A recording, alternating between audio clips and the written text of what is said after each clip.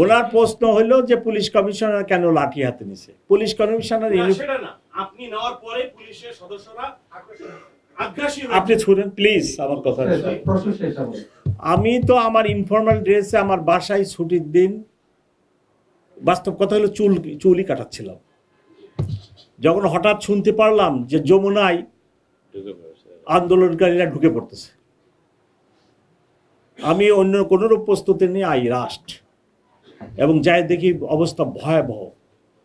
এবং এই নির্বাচনের 5-6 দিন আগে যদি যেখানে সরকার প্রধান থাকেন সেখানে যদি আন্দোলনকারী ঢুকে যায়, যেখানে আমার 144 দ্বারা সভা সমাবেশ নিষিদ্ধ আছে, সেখানে এসে আপনার যদি আন্দোলনকারীরা এই ধরনের কর্মকাণ্ড করে, তাহলে কি পুলিশ কমিশনার বসে থাকার কোনো সুযোগ আছে কিনা?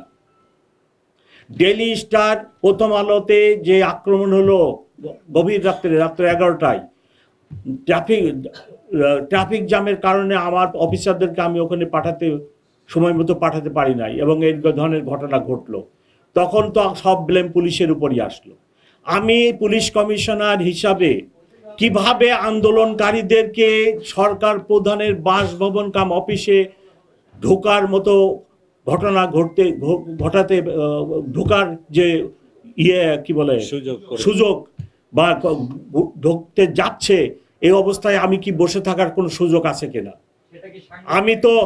আমি তো শুধু আমি নিজেই যাই নাই, অ্যাট ওয়ান স্টেজ আমি আমার ইন্সপেক্টর জেনারেলকে ফোন করছি যে ভাই আমি তো একা পারতেছি না, you should come to help me, এবং ইন্সপেক্টর জেনারেল নিজেও সেখানে আসছে, আপনারা দেখছেন কিনা। ততক্ষণে আমরা আন্দোলনকারীকে শেরাটনের ওই পাশে নিয়ে গেছি, আমার ডান পাশের কলিগ বাম পাশের কলিগ সবাই উপস্থিত ছিল, ততক্ষণে ইন্সপেক্টর জেনারেল এসে উপস্থিত হয়েছে।